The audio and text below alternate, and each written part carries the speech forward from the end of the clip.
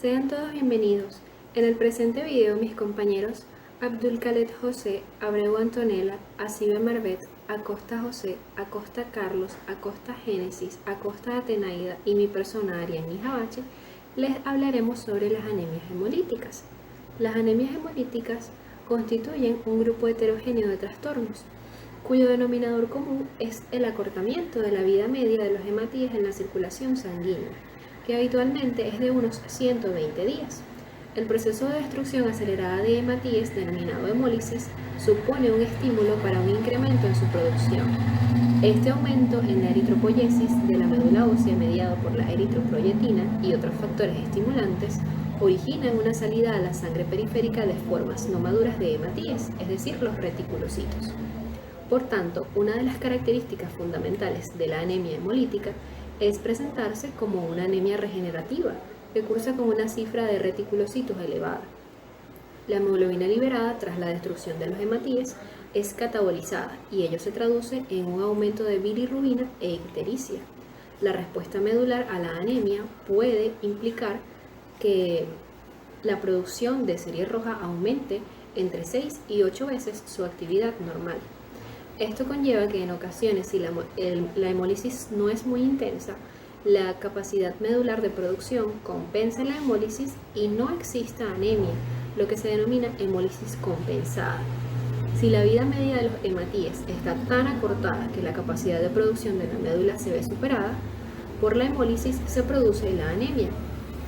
Desde el punto de vista fisiopatológico, los mecanismos de destrucción eritrocitaria son de dos tipos: hemólisis intravascular, destrucción en la propia circulación sanguínea, y hemólisis extravascular al ser fagocitados los hematíes por los macrófagos del sistema mononuclear fagocítico, como en el hígado, en el vaso y en la médula ósea. Aunque en ocasiones exista un componente mixto, el predominio de uno de ellos generará una expresión clínica diferente en cada caso. La hemólisis intravascular implica la rotura del eritrocito en el compartimiento vascular. Se produce liberación de hemoglobina al plasma con posibilidad de eliminación por orina. La hemoglobina libre en plasma se une a la aptoglobina formando un complejo que se transporta al hígado. En el parénquima hepático se libera el grupo hemo de la hemoglobina y se convierte en hierro y biliverdina, que posteriormente se cataboliza a bilirrubina indirecta. Cuando se supera la capacidad fijadora de la aptoglobina, la hemoglobina libre restante en el plasma es eliminada por el riñón, donde es capturada por las células tubulares renales, que la degradan y acumulan el hierro en forma de hemosiderina, produciendo toxicidad renal. Cuando estas células se descaman en el sedimento urinario, se puede observar, mediante la tinción de Peirce, la presencia de hemosiderinuria, cuando la hemólisis es intensa y supera la capacidad de fijación del riñón. La hemoglobina se elimina directamente por la orina. Es la hemoglobinuria que da a la misma un color oscuro característico. En caso de la hemólisis extravascular, esta implica una exacerbación de los mecanismos fisiológicos de retirada de eritrocitos senescentes por el sistema monocito macrófago. Los macrófagos del vaso, del hígado y de la médula ósea fundamentalmente identifican hematíes anómalos, dañados o recubiertos de inmunoglobulina y o C3D. Los fagocitan en el interior de los lisosomas, son degradados en lípidos, proteínas y grupo hemo.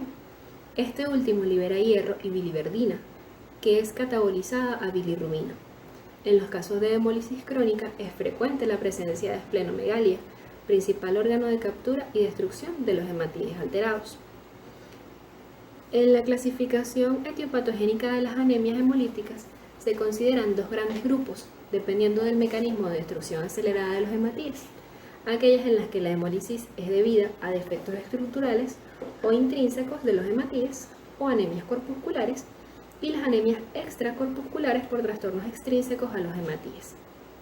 En este caso tenemos las anemias hemolíticas corpusculares por anomalías intrínsecas de los hematíes, las congénitas: alteración de la membrana eritrocitaria como esferocitosis hereditaria, eliptocitosis hereditaria, estomatocitosis hereditaria, acantocitosis hereditaria, alteraciones del mecanismo del metabolismo eritrocitario como deficiencia de glucosa 6-fosfato deshidrogenasa, deficiencia de pirimidina 5-nucleotidasa, deficiencia de piruvato sinasa y otros defectos enzimáticos. Alteraciones en la síntesis de hemoglobina, hemoglobinopatías estructurales, síndromes talasémicos adquiridas como hemoglobinuria paroxística nocturna, anemias hemolíticas extracorpusculares por anomalías extrínsecas a los hematíes adquiridas.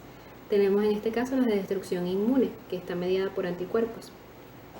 Anemia hemolítica autoinmune, en este caso, anemia hemolítica autoinmune por anticuerpos calientes y por anticuerpos fríos. Hemoglobinuria paroxística por frío o por hemolicinas bifásicas. También tenemos anemia hemolítica aloinmune, mediada por aloanticuerpos, reacción posttransfusional intravascular o extravascular, enfermedad hemolítica del recién nacido, anemia hemolítica inmune mediada por anticuerpos a fármacos, causas no inmunes como por ejemplo causas mecánicas, microangiopatías como coagulación intravascular diseminada, púrpura trombocitopénica trombótica, síndrome hemolítico urémico, prótesis valvulares, hemoglobinuria de la marcha y del deporte, agentes físicos o químicos, gérmenes o parásitos como malaria o Clostridium perfringens, activación excesiva del sistema monocito macrófago. En caso de la anemia drepanocítica podemos decir que es la más frecuente de estas enfermedades, donde existe una hemoglobina anormal, que en este caso es la hemoglobina S. Es una enfermedad autosómica recesiva, genéticamente importante, debido a que tiene consecuencias clínicas. Una enfermedad autosómica se refiere a que no es ligada al sexo, es decir, que pueden padecerla tanto los hombres como las mujeres.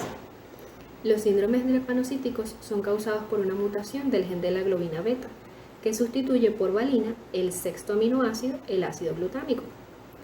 La hemoglobina S se polimeriza de forma reversible cuando se desoxigena para formar una red gelatinosa de polímeros fibrosos que incrementa la rigidez de la membrana del eritrocito, aumenta la viscosidad y produce deshidratación por escape de potasio y entrada de calcio.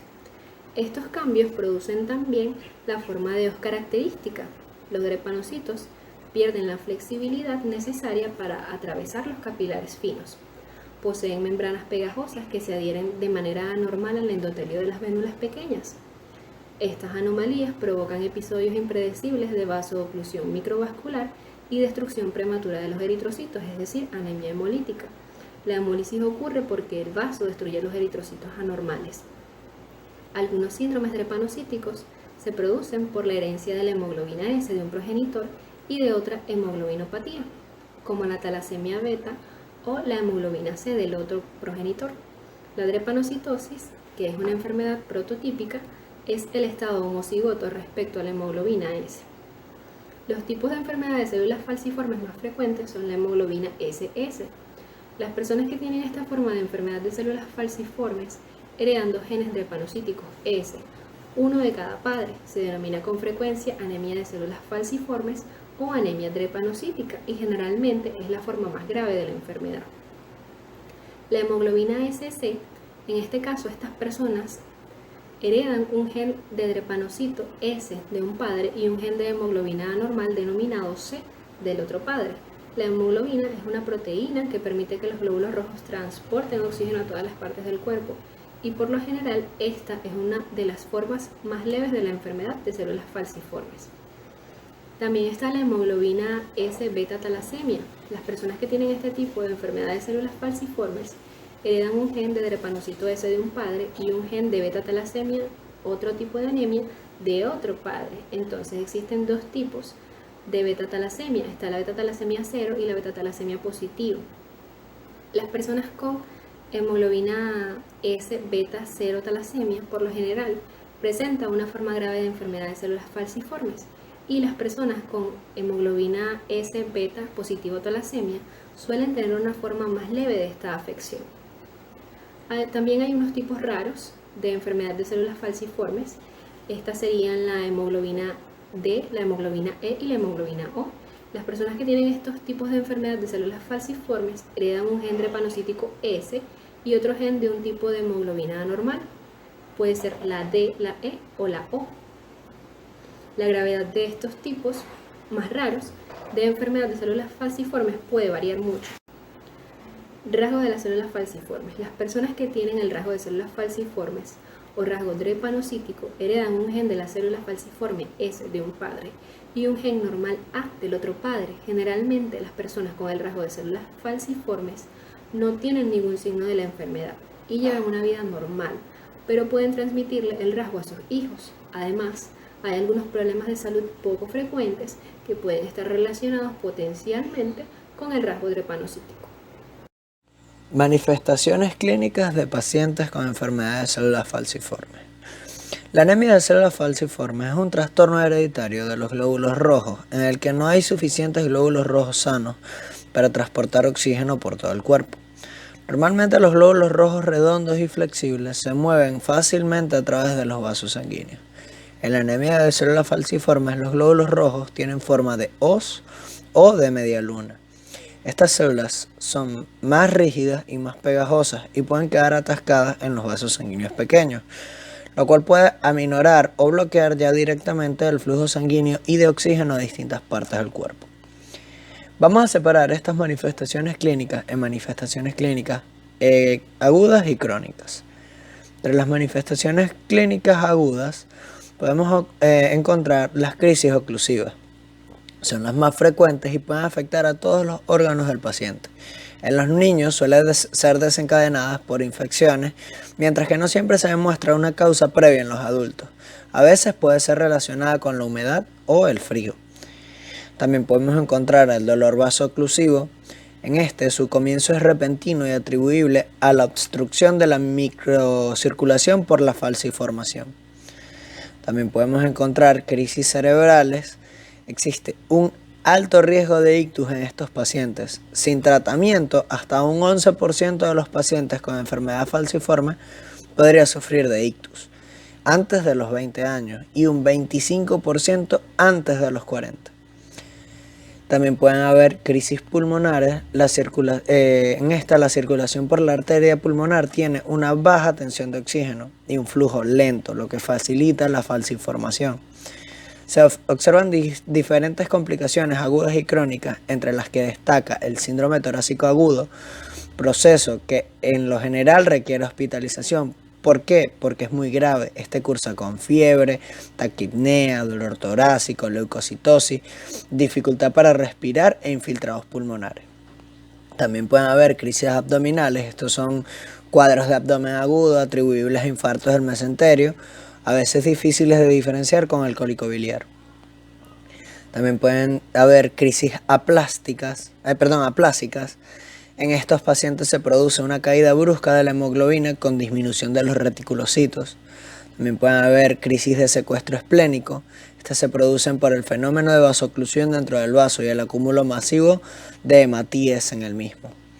También pueden haber crisis hiperhemolíticas. Es una aceleración repentina del proceso hemolítico de etiología variada y fisiopatología no está muy bien establecida de momento. Esta empeora la anemia con reticulocitosis permanente.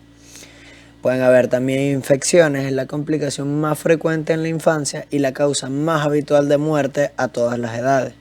La causa se asocia con hipoesplenismo secundario e infartos esplénicos, repetidos, perfusión tisular reducida y uso de catéteres. También puede haber priapismo. Esta es una erección espontánea que permanece de más de 2 horas hasta 4. Es frecuente y puede ser una emergencia médica que requiere atención inmediata. Luego de mencionar estas manifestaciones agudas, manifestaremos las manifestaciones crónicas. Las posibilidades de padecer manifestaciones crónicas en adolescentes y adultos es elevada, más sin embargo no siempre van a estar presentes, debido a que con los tratamientos adecuados estas manifestaciones crónicas pueden no presentarse o verse aminoradas por el efecto de los tratamientos. Una de las manifestaciones crónicas más frecuentes es defectos en el crecimiento y en el desarrollo. Estas son comunes debido a que en el crecimiento se necesita la presencia de de sangre oxigenada y esta está disminuida en pacientes con esta enfermedad.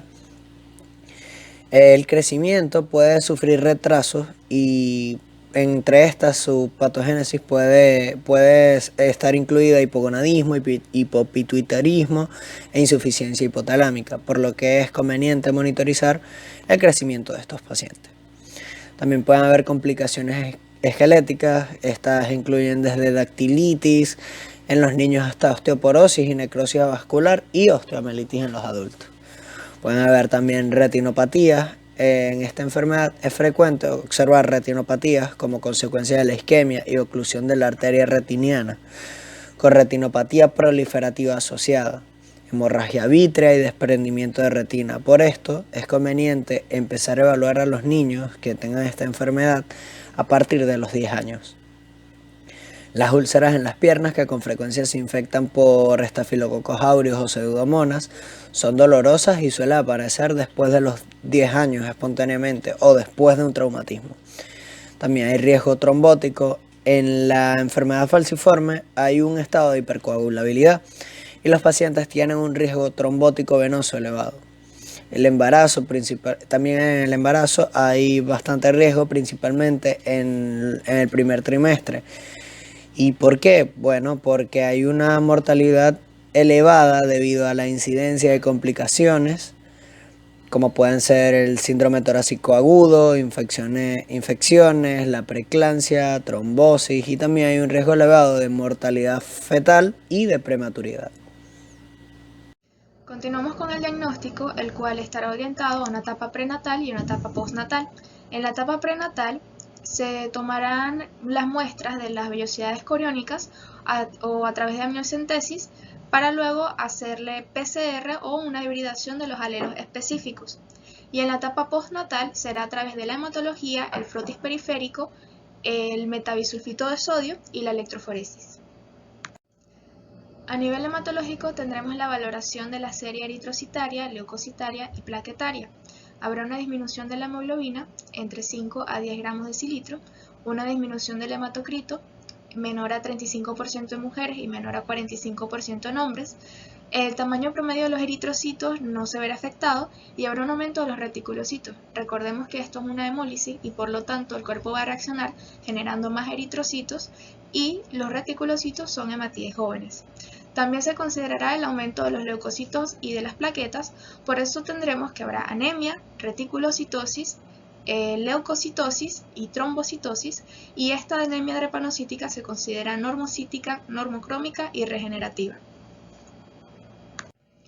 En el frotis de sangre periférico encontraremos la característica principal, que son los drepanocitos, son hematíes en forma de hoz. También encontraremos otras alteraciones como los cuerpos de Howell-Jolly, gracias a la atrofia que sufre el vaso, los cuerpos de Haynes, que son granulaciones de hemoglobina que se encuentra dentro de la hematía, está inestable y precipita, y también tendremos dianocitos, que es común encontrarlos en hemoglobinopatías. Bien, recordemos que la hemoglobina S presente en la sangre de los pacientes con drepanocitosis, al estar en presencia de hipoxia, ella va a polimerizarse, lo que quiere decir que va a haber entrada de calcio y salida de potasio y de agua, y esta es la razón por la que tiene su forma particular.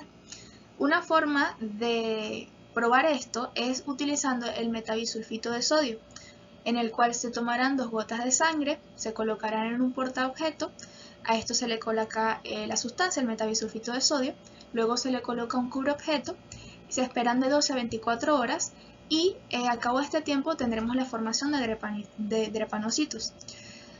Es importante saber también que es obligatorio hacerlo en los recién nacidos y en los donantes de sangre. Con la electroforesis no solo estaremos detectando la hemoglobina S, sino la cantidad que existe de la misma.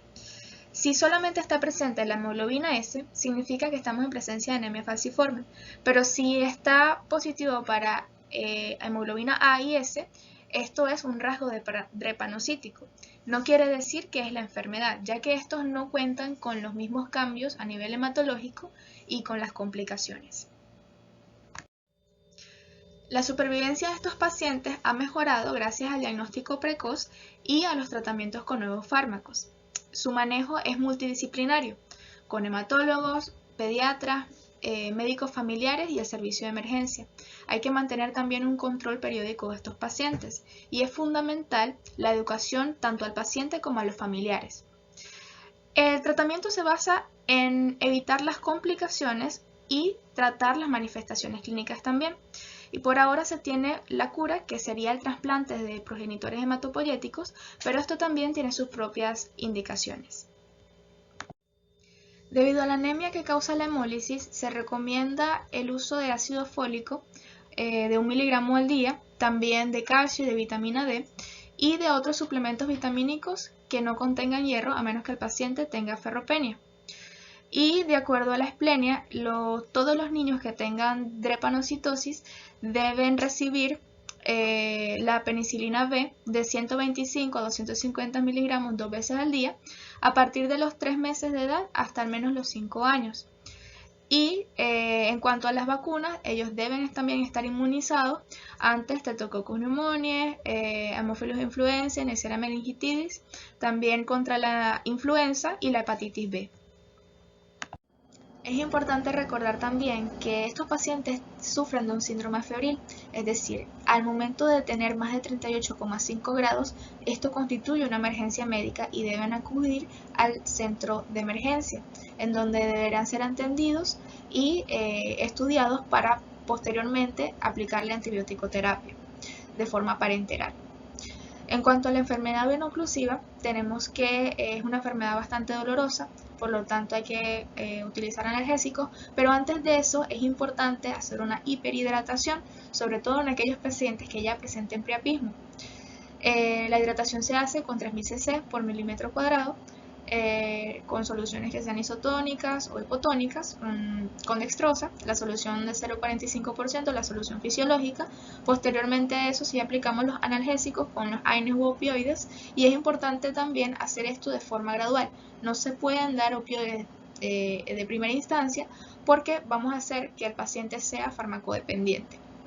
Luego se coloca la hidroxiluria, que esta permite el aumento de la hemoglobina F, y la hemoglobina F impide que la hemoglobina S se polimerice y obviamente impide el resto del proceso que hace que se produzca la drepanocitosis. Se inicia con 10 a 15 miligramos kilogramos al día. Esto puede ir aumentando, pero dependerá de la eficacia o la toxicidad en el paciente. Y está contraindicado en las mujeres embarazadas porque puede causar teratogenia. También se aplica tromboprofilaxis en aquellos pacientes que necesiten estar en reposo porque necesitarán un tratamiento antitrombótico.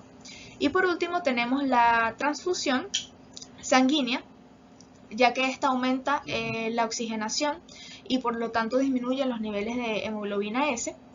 Y esto nos servirá entonces para prevenir las complicaciones como son los ictus, las crisis dolorosas, la hipertensión pulmonar, el priapismo también y el síndrome torácico.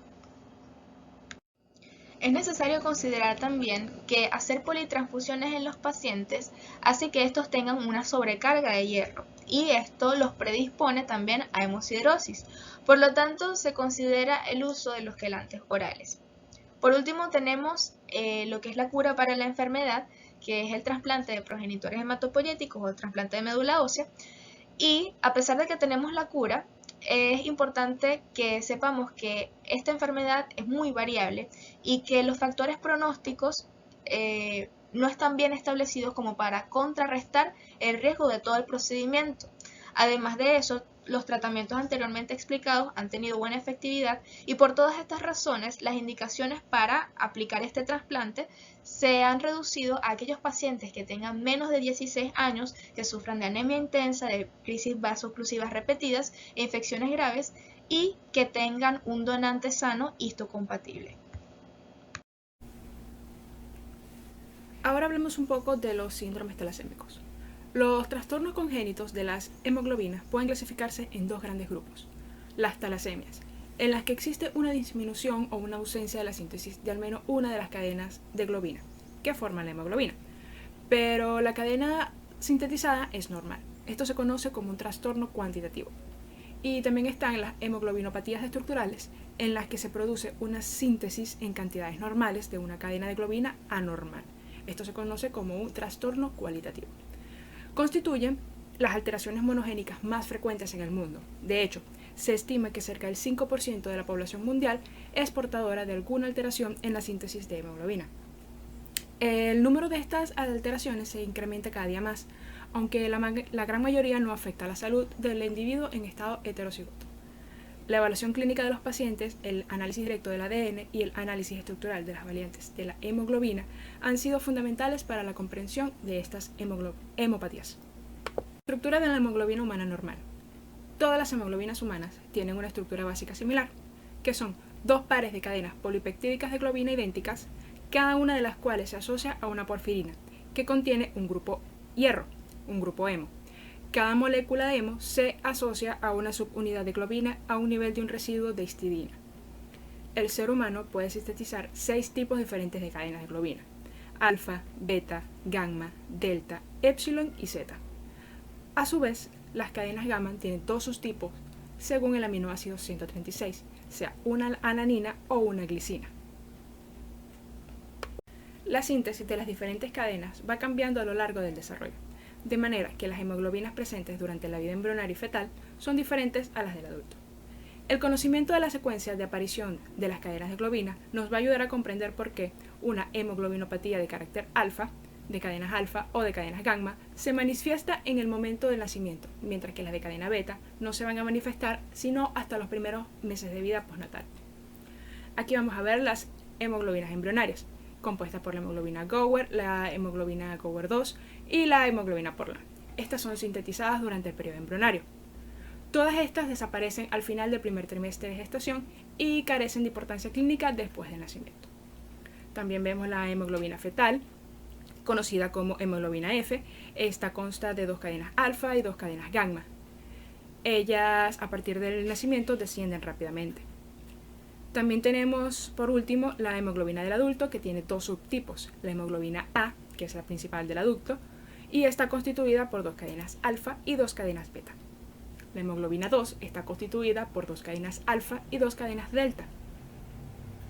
Debido a la alta proporción de hemoglobina A en el adulto, que viene siendo cerca del 96%, los trastornos que afectan a la síntesis de cadenas gamma o delta tienen pocas consecuencias clínicas en el adulto.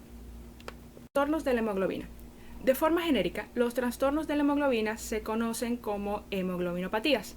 Estas incluyen hemoglobinopatías estructurales y los síndromes talasémicos. Aquí vemos un gen de globina. Está compuesto por 3 exones, 2 intrones y 2 extremos, 5' y 3' UTR. Estas no se traducen, pero sí se van a transcribir. El primer paso de la transcripción del ADN a ARN es la unión al primero de la enzima ARN polimerasa. Esto se realiza al nivel de la denominada región promotora, que posee 2 secuencias de nucleótidos. Aquí están, TATA y CCAAT, estas 2 cajas de acá, esenciales para iniciar la transcripción de ADN. Las mutaciones a este nivel alteran la transcripción y son las causas principales de la talasemia. La herencia de la hemoglobina anormal sigue la genética mendeliana clásica. Si los 2 progenitores son heterocigotos para una variante de la hemoglobina, 25% de estos serán homocigotos, 25% serán normales y los 50% serán portadores. A veces el individuo hereda 2 variantes diferentes de la cadena beta, una de cada progenitor. Esto va a provocar un estado doble heterocigoto. También la patología del gen beta puede estar asociada con la alfa-talasemia, que por lo general influye positivamente en la expresión clínica de la hemoglobinopatía. De las talasemias. La disminución o ausencia de síntesis de una cadena de globina en las talasemias va a determinar, por un lado, una menor hemoglobinización de los precursores eritroides y los hematíes maduros, que va a condicionar la existencia de microcitosis e hipocromía. Esto constituye una característica y un marcador de diagnóstico para la enfermedad. Y por otro lado, se va a producir un desequilibrio entre las cadenas deficitarias y no deficitarias, precipitando las cadenas no deficitarias, las cuales van a interaccionar con la proteína de membrana, produciendo su desestructuración, lo que constituye el factor más importante de la anemia. Así, en el caso de la beta-talasemia, las cadenas alfa sobrante o en exceso son muy inestables, por lo que van a precipitar precozmente en los precursores eritroides en la médula ósea, induciendo su apoptosis, lo que va a condicionar un importante componente de eritropoyesis ineficaz. Sin embargo, en la alfa-talasemia, las cadenas en exceso beta y gamma son algo más estables y por lo tanto se pueden agrupar en hemotetrámeros hemoglobínicos y no funcionales, conocidos como hemoglobina H y hemoglobina BART. Estos tetrámeros pueden precipitar más tardíamente en el hematía maduro, como cuerpos de inclusión fuera de la médula.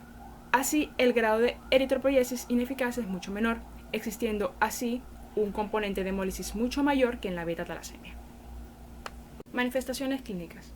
Hay muchas formas diferentes de talasemia, y dependiendo de su magnitud y su gravedad, su presentación varía desde la ausencia de síntomas hasta la condición de la enfermedad fatal.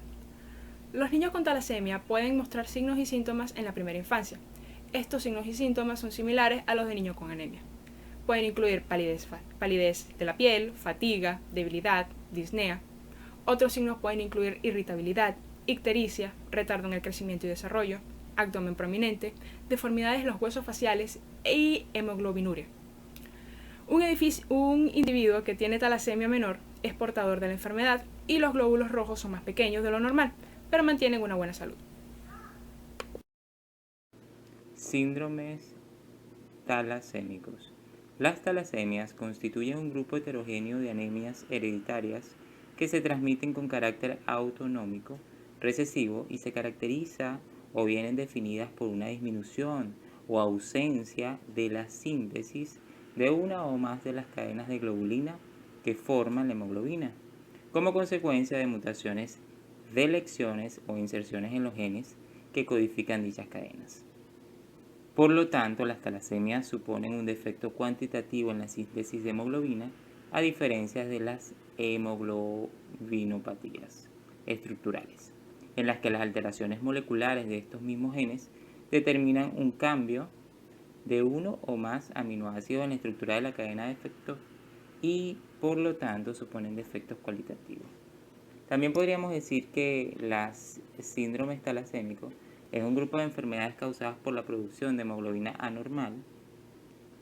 Existe una disminución o ausencia de la síntesis de al menos una de las cadenas de globina que forman la hemoglobina, pero la cadena sintetizada es normal. Por eso decimos que hay un trastorno cuantitativo. Se estima que cerca del 5% de la población mundial es portadora de una alteración en la síntesis de la hemoglobina y 2,4 por mil de los nacimientos en el mundo va a presentar una de estas alteraciones sintomáticas. La talasemia es una forma heredada de anemia. Afecta comúnmente a niños de descendencia mediterránea, africana y asiática. Todas las hemoglobinas humanas tienen una estructura básica similar. Dos partes de cadenas polipeptídicas de globina idénticas, cada una de las cuales se asocia a una porfirina que contiene hierro, o grupo hemo. Y cada molécula de hemo se asocia a una subunidad de globina y a nivel de un residuo de histidina. Existen también dos subtipos de hemoglobina en el adulto. Vamos a tener la hemoglobina A, que está constituida principalmente por dos cadenas alfa y dos cadenas beta, y que se caracteriza en los eritroblastos, un 65%, y en los reticulocitos, un 35%. Y también vamos a tener una hemoglobina A2, que está constituida por alfa 2.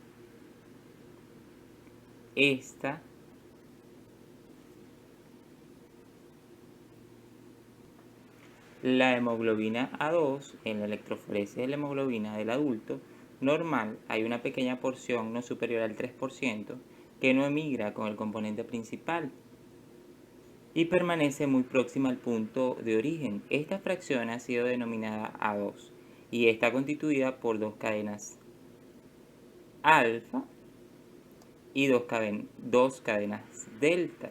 Debido a la alta proporción de la hemoglobina A en el adulto, el 96% de los trastornos que afectan a la síntesis de las cadenas tienen pocas consecuencias clínicas en él.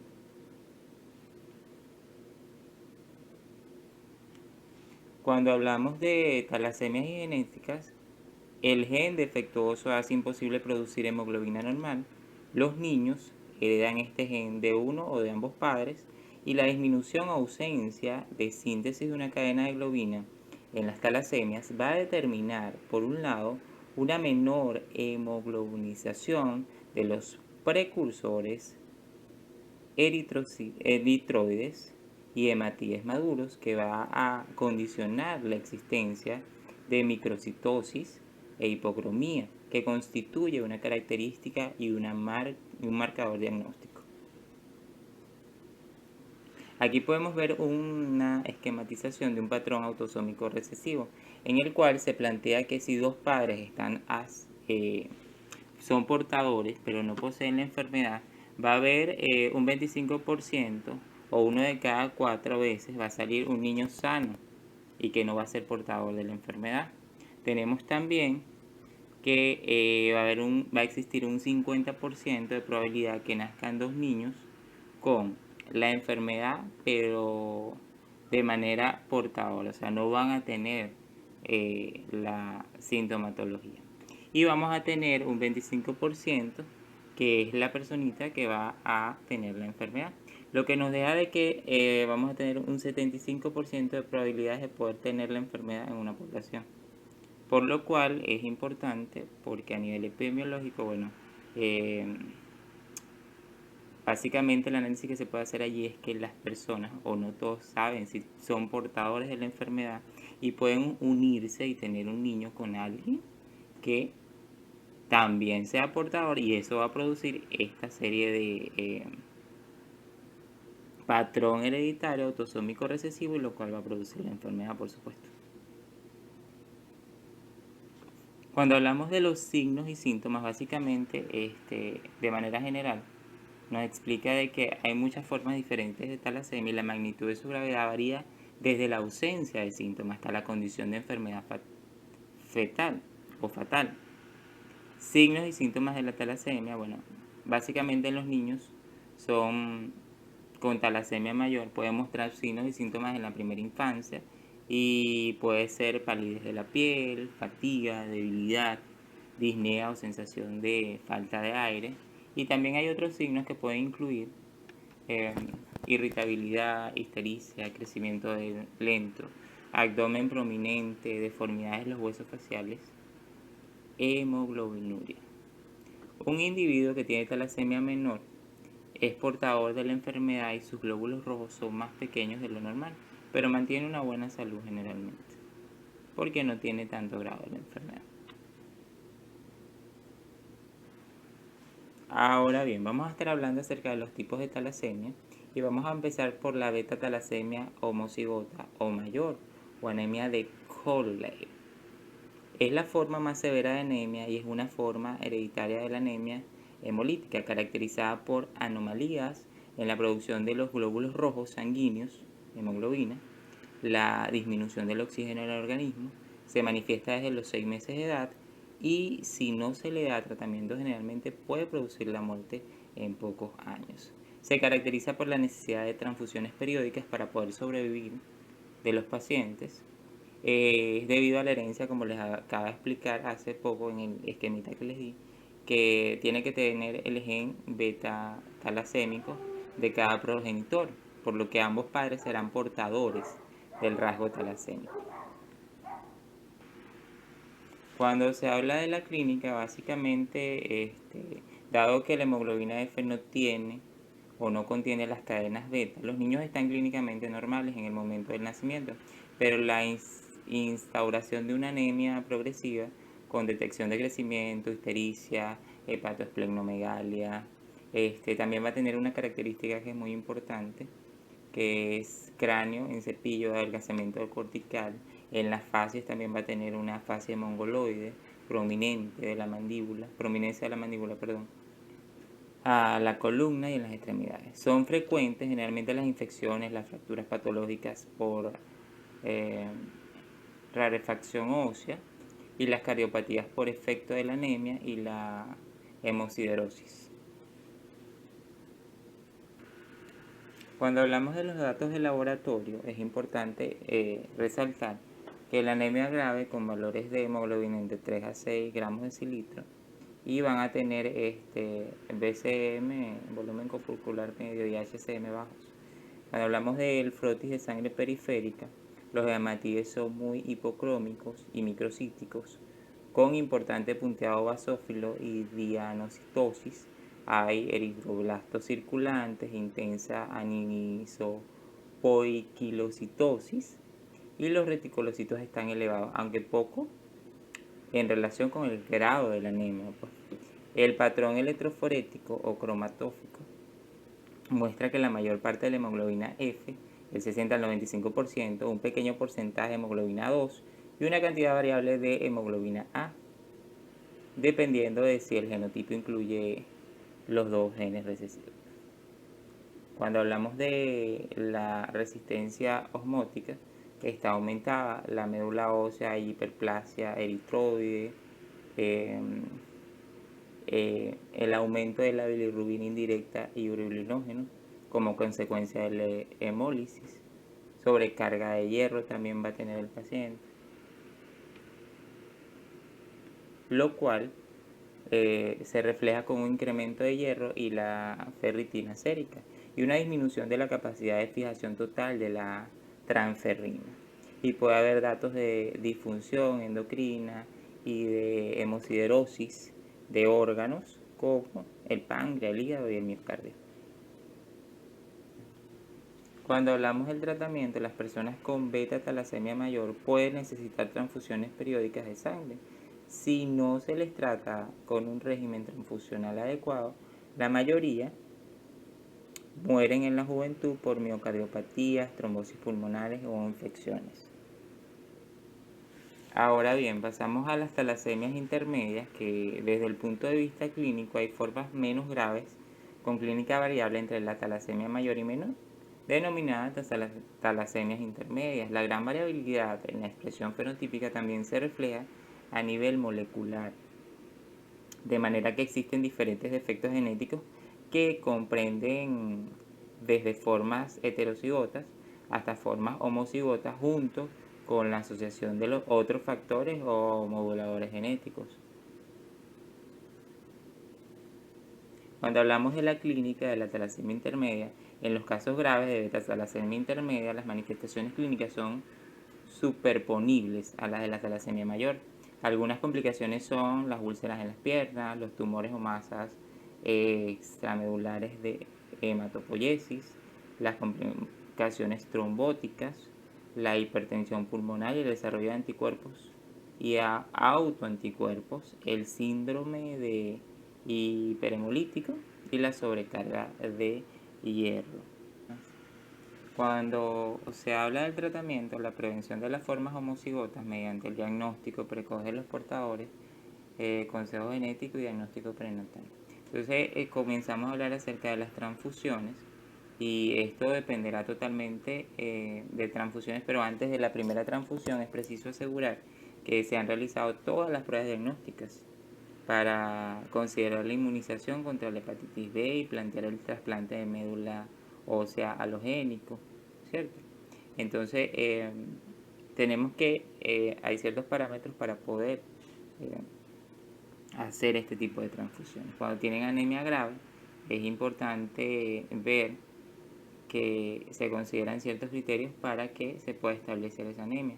Y también cuando ya ellos tienen una anemia superior a 7, ya sería una anemia, se debe considerar la existencia de otros factores que pueden indicar la necesidad de iniciar un soporte transfusional. Entre ellos se incluye un retraso en el crecimiento, deformidades óseas, aumento de la esplenomegalia. La actitud terapéutica es hipertransfundir a estos niños, manteniéndolos siempre con hemoglobinas superiores de 9-10, lo que asegura una buena calidad de vida. Y sin síntomas cada 2 a 4 semanas. Se debe registrar cuidadosamente los niveles de hemoglobina pretransfusionales. Las transfusiones deben realizarse con hematíes lavados o filtrados para evitar las reacciones inmunes. También se plantea que puede realizarse una esplenectomía, un tratamiento de quelantes de hierro y trasplante de médula ósea halogénico. Continuamos con los tipos de talasemia y vamos a entrar al tercer tipo, que es beta-talasemia heterocigota o menor, o de rasgo talasémico. Aunque en la mayoría de los casos son individuos heterocigotos con genotipo, uno positivo y uno negativo, se han descrito casos homocigotos para mutaciones, donde ambos son positivos. Cuando hablamos de la parte del laboratorio, se suele descubrir el defecto incidencialmente en sujetos asintomáticos o en un hemograma de rutina que demuestra la hemoglobina normal o muy discretamente disminuida. Un recuento elevado normal de los hematíes, reducción importante del volumen corpuscular medio y de la hemoglobina corpuscular media también, y amplitud de distribución eritrocitaria normal o discretamente elevado, lo que ayuda a diferenciarla de la anemia ferropénica, en la que se encuentra aumentado. No obstante, se puede decir que en el frotis de sangre periférico vamos a aparecer la típica morfología con hematíes microcíticos, hipocrómicos, dianocitos, frecuentes y punteados de basófilos. Y en la electroforesis o gammagrafía de la hemoglobina muestra una moderada elevación de la hemoglobina y una hemoglobina F normal ligeramente aumentada, menor del 5%. Por último, el tratamiento. Esta enfermedad no suele precisar ningún tipo de tratamiento, sin embargo es frecuente que las formas menores se confundan con anemias ferropénicas, anemia por falta de hierro, por lo que se tratan con suplementos de hierro que no están indicados, y en la forma grave, que ya sabemos, como se lo había explicado, precisa también transfuncional, también puede estar indicado en ocasiones y según los casos del trasplante de médula ósea, la esplenotomía, extirpación quirúrgica de vasos y los quelantes de hierro. Muchas gracias. Muy bien, ahora vamos a hablar sobre la esferocitosis hereditaria o enfermedad de Minkowski-Schauffard. Esta es una anemia hemolítica hereditaria de observación frecuente que va a ser secundaria a un defecto intrínseco, cuali o cuantitativo de las proteínas que conforman la membrana del eritrocito, específicamente la espectrina, la anquirina, la proteína 4.2 y la banda 3, y va a estar caracterizada por eritrocitos densos, esféricos y osmóticamente frágiles, que son atrapados selectivamente en el vaso en donde se lisan. Este proceso suele ser de herencia autosómica dominante y tiene una incidencia aproximada de 1 en cada 1000 a 4500 habitantes. Se ha descrito que el 75% de las familias afectadas muestran un patrón de herencia autosómico dominante y el 25% restante un patrón autosómico recesivo o son casos esporádicos. Aquí tenemos una imagen tomada por microscopía electrónica de barrido, en donde se observan dos eritrocitos, el de la izquierda siendo un esferocito y el de la derecha un eritrocito normal. Se puede apreciar cómo el eritrocito de la izquierda ha tenido cambios en su morfología pareciéndose a un balón, perdiendo su característica forma de bicóncava. En la segunda imagen también tenemos una microscopía electrónica de barrido en donde apreciamos nuevamente dos eritrocitos, uno patológico y uno sano. En esta imagen tenemos un frotis de sangre periférica donde observamos abundantes esferocitos, los cuales están señalados por las flechas rojas. Entonces, hay dos factores que están involucrados en la fisiopatología de la esferocitosis hereditaria. En primer lugar, hay un defecto intracorpuscular y en segundo lugar, un vaso intacto que retiene selectivamente las células anormales. Mientras las células se vuelven más esféricas, es cada vez menos deformable, lo que representa un obstáculo para su paso por el vaso, y a su vez va a ocasionar un atrapamiento, fragmentación y hemólisis, además de acompañarse de fragilidad osmótica, lo que ocasiona una autohemólisis en ausencia de la glucosa. Entonces, las dos principales funciones de la membrana son el mantenimiento de la integridad estructural y el control de la permeabilidad catiónica. En la esferocitosis, la teoría más aceptada dice que la deficiencia de la espectrina, la anquirina o la proteína 3 nos va a producir un desacople de las interacciones verticales de la capa lipídica y de las espectrinas del esqueleto de la membrana. Esto a su vez nos va a causar una desconexión entre el citoesqueleto y la bicapa lipídica, que a su vez nos va a llevar a lo que es una vesiculación de los componentes de la superficie que han perdido su soporte. Es decir, hay pérdida de microvesículas de la membrana. A su vez, este fenómeno nos va a llevar a una progresiva reducción del área de superficie de membrana y como consecuencia un cambio en la forma del hematie, es decir, se produce una esferocitosis. Ahora, ¿qué pasa? En el vaso, la mayor parte de la sangre arterial fluye directamente hacia los cordones esplénicos, que son una masa tortuosa de pasajes estrechos interconectados entre sí, formada por células reticulares y está revestido por fagocitos. Para ingresar a la circulación, los eritrocitos deben atravesar espacios entre las células endoteliales que conforman las paredes de los sinusoides venosos. Estos espacios, aun en su máximo punto de distensión, son muchísimo más pequeños que los glóbulos rojos, los cuales deben deformarse en gran medida para atravesarlos. Entonces, hay una disminución de la deformabilidad celular, lo cual impide que estos eritrocitos pasen a través de estos espacios. Entonces, ¿qué pasa? Los esferocitos, al haber perdido su capacidad de deformarse, van a ser selectivamente secuestrados en estos espacios. Por lo general, el tiempo de tránsito a través de los cordones esplénicos va a ser de 30 a 40 segundos para un eritrocito normal, pero en esta patología se encuentra prolongado de 15 a 150 minutos. En consecuencia, el vaso de estos pacientes va a presentar cordones congestionados de modo masivo, pero con sinusoides relativamente vacíos, lo cual va a contrastar con la situación observable en los vasos normales.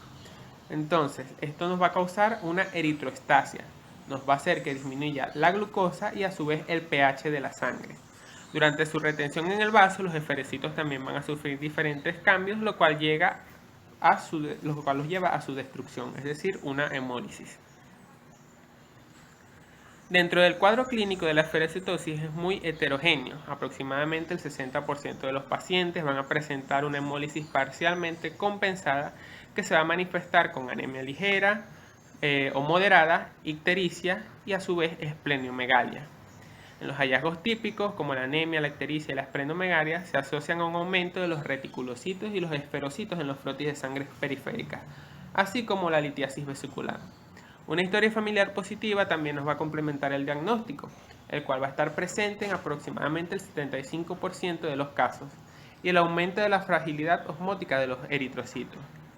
También pueden haber asociaciones con otras enfermedades hematológicas, ya sea la talasemia o la drepanocitosis, y pueden tener cuadros clínicos diferentes. Muchas gracias. Esferocitosis hereditaria. Diagnóstico. La mayoría de los casos, el 75%, presentan historia familiar de esferocitosis hereditaria o al menos el paciente va a cursar con ictericia, cálculos biliares y anemia. En los casos claros de antecedentes familiares, hiperbilirrubinemia y esplenomegalia, y con hallazgos típicos de esferocitos en extensión en sangre periférica con un volumen corpuscular medio bajo y concentraciones de hemoglobina corpuscular media alta, aumento de los reticulocitos y test directo de antiglobulina negativo, se puede establecer un diagnóstico sin pruebas adicionales. Esto es cuando existe una historia familiar. Cuando no hay antecedentes familiares, el diagnóstico diferencial más importante es con anemias hemolíticas autoinmunes, que se presentan también con esferocitosis. Hay que tener en cuenta también otros defectos de membrana y realizar otras pruebas diagnósticas. Las técnicas de diagnóstico de laboratorio se basan en la mayor fragilidad del esferocito a medios hipotónicos o ácidos, como son la prueba de fragilidad osmótica, y al frío, como es la prueba de criohemólisis. Existen muchos factores que influyen en estas técnicas, por lo tanto pueden dar falsos positivos y así enmascarar nuestro diagnóstico. El análisis por electroforesis de las proteínas de membrana eritrocitaria orientan al diagnóstico molecular en casos de afectación grave. Otra prueba es el estudio mutacional del gen que codifica la proteína afectada. Y nuestro gol estándar o el test de EMA, también llamado eosina 5 meleimida, por citometría de flujo, y es hoy en día la prueba con mayor sensibilidad y especificidad diagnóstica, ya que la molécula no se puede unir a proteínas defectuosas de la membrana en la esferocitosis hereditaria. En la imagen, en nuestra lámina, podemos ver un extendido de sangre periférica de un paciente con esferocitosis hereditaria. Vamos a ver sus características morfológicas y vemos sus bordes irregulares y otras pruebas de laboratorio especializadas utilizadas para confirmar el diagnóstico de esferocitosis hereditaria. Déficit de G6PD o también llamado déficit de glucosa 6-fosfato deshidrogenasa. Es una enfermedad genética ligada al cromosoma X que afecta en el mundo a unas 400 millones de personas. Su prevalencia es mayor en las zonas endémicas de malaria. Es causante del favismo. Se estima que el 10% de la población mundial porta el gen de G6PD y el 90% de los afectados son de sexo masculino. Las poblaciones con mayor proporciones de los afectados van del 5 al 30% y se encuentran en Asia, África, Medio Oriente y Nueva Guinea. La G6PD es una enzima enzimática que interviene en la vía de la pentosa fosfato y que proporciona a la célula la capacidad reductora, esencial en muchas reacciones enzimáticas para evitar el estrés oxidativo celular. Existen múltiples variantes patológicas de esta enzima y también mutaciones de novo que conducen a una inadecuada función de la enzima. Cuando los hematíes son sometidos a sustancias oxidativas, no tienen capacidad para neutralizarlas y se produce una precipitación de las moléculas de hemoglobina en los cuerpos de Heinz. Hay una rigidez en las células y finalmente hemólisis. Hay factores desencadenantes como son los fármacos primaquina, aspirina, trimetoprim sulfa, factores infecciosos como virus y bacterias, y también vamos a encontrar la ingestión de habas o fobismo. Es importante mencionar que la deficiencia de esta enzima provoca un daño oxidativo irreversible en el eritrocito, causando la muerte. Déficit de PK o déficit de piruvato sinasa. El déficit de PK en los glóbulos rojos es una enfermedad autosómica recesiva en el gen PKLR. Es de baja incidencia y es la segunda causa de anemia hemolíticas congénitas no esferocíticas. La prevalencia se estima en 1 en 20.000 casos o población, en este caso población blanca. La piruvato sinasa es una de las enzimas que participan en la vía de la glucólisis anaerobia y su deficiencia origina que no se produzca suficiente energía en forma de ATP en los hematíes para mantener su función e integridad celular. Muchísimas gracias. Déficit enzimático, clínica del déficit de glucosa 6-fosfato deshidrogenasa. La mayoría de los pacientes son asintomáticos. Esto se debe a que, para que haya manifestaciones clínicas, es necesario estrés oxidativo, que puede producirse a través de estímulos terapéuticos, infecciosos y dietéticos, que pueden producir una anemia hemolítica intravascular masiva. También tenemos lo que es la ictericia neonatal. La causa no está totalmente clara, ocurre entre el primer y el cuarto día de vida. Se cree que puede ser porque la madre consumió fármacos o sustancias químicas durante la gestación. Además, está más relacionada con la variante enzimática tipo B, lo que implica una relación directa con la presencia de un estrés oxidativo provocado por la disminución en la defensa del antioxidante del eritrocito. La gravedad es variable, puede llevar un kernicterus, en donde va a ocurrir un daño cerebral y de los nervios auditivos por niveles elevados de bilirrubinemia neonatal no conjugada. Además, puede llevar a una discapacidad intelectual, parálisis cerebral, sordera e incluso a la muerte. Sin embargo, estas complicaciones pueden ser prevenibles. También tenemos dentro de la clínica el favismo, que es una hemólisis aguda que es desarrollada en algunos individuos después del consumo de habas. El agente oxidativo es el metabolito de la L-dopa, la dopaquinona, la cual es un potente oxidante. Los síntomas se desarrollan a las 24 a 48 horas después de la ingestión. Es peligrosa y lo más común es náuseas, vómitos, malestar y vértigo. A estos síntomas le sigue una hemólisis aguda. Puede presentar ictericia y afección renal. En la mayoría de los glóbulos rojos se pueden observar los cuerpos de Heinz. Hay hemoglobinemia y hemoglobinuria. Los síntomas generalmente cesan luego de 2 a 6 días. También puede ocurrir una anemia hemolítica inducida por infecciones. Esta es la causa más común de anemia hemolítica aguda.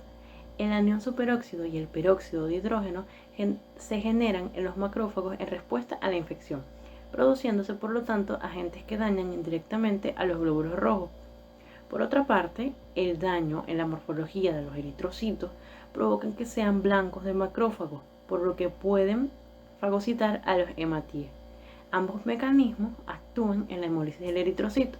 Además, medicamentos que se administren en la infección pueden generar o agravar el grado de oxidación.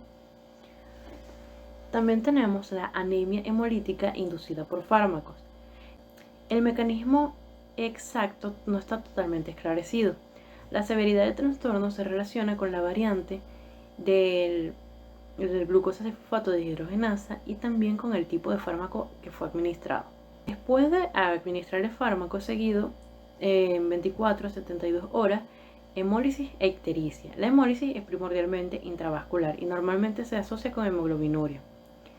Los eritrocitos vistos al microscopio evidencian aparición de cuerpos de Heinz, la hemoglobina cae abruptamente y la orina se torna oscura. También tenemos la anemia hemolítica crónica no esferocítica. Todos los pacientes con deficiencia de glucosa de fosfato deshidrogenasa experimentan hemólisis crónica. Sin embargo, también hay que tomar en cuenta que suelen poseer factores agravantes adicionales a la mutación del gen, como pueden ser otras anormalidades, como es el caso de la anemia diseritropoyética congénita, la esferocitosis hereditaria, la deficiencia de piruvato quinasa, deficiencia de 6-fosfogluconolactonasa y disfunción granulocítica, entre otros. También tenemos la anemia hemolítica congénita no esferocítica. Aquí los síntomas pueden aparecer inmediatamente después del nacimiento, por lo que el recién nacido se encuentra anémico e ictérico. En ocasiones la concentración de hemoglobina es normal y la hemólisis está compensada, pero el estrés oxidativo producto del déficit de producción de nicotinamida, adenina, dinucleótido fosfato por deficiencia de la actividad de la glucosa 6-fosfato deshidrogenasa y por consiguiente el mantenimiento de los niveles de glutatión reducido puede llevar a una dramática caída de los niveles de hemoglobina. Continuando con los déficits enzimáticos, pero ahora enfocados en la piruvato quinasa, hablemos de la clínica del déficit de esta enzima. Aquí hay una hemólisis crónica que va a estar caracterizada principalmente por anemia, ictericia y esplenomegalia.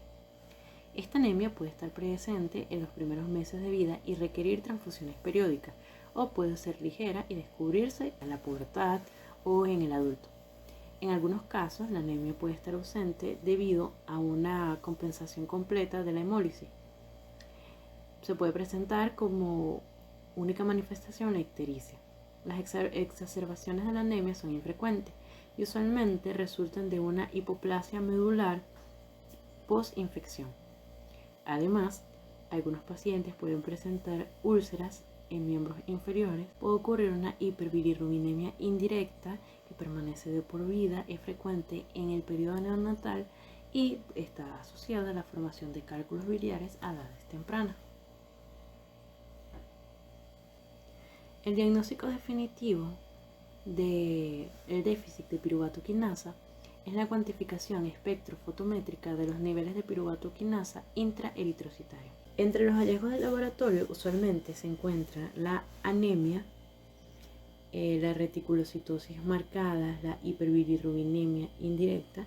En el frotis de sangre periférica se pueden observar macrocitosis, policromatofilia y presencia de eritrocitos crenados con espículas en su superficie, que son consecuencia de la depresión de ATP, que al disminuir el funcionamiento de la bomba sodio-potasio predomina el transporte iónico pasivo con salida de sodio y agua, que produce la deshidratación del eritrocito y por lo tanto la adquisición de esa morfología. Para el tratamiento del déficit de piruvato quinasa se pueden aplicar transfusiones de concentrados hemáticos. Sin embargo, en anemias severas está considerada la esplenectomía, que en algunos casos puede que no sea efectiva. Sin embargo, normalmente ella elimina el requerimiento transfusional, disminuye los niveles de bilirrubina y aumenta las concentraciones de hemoglobina.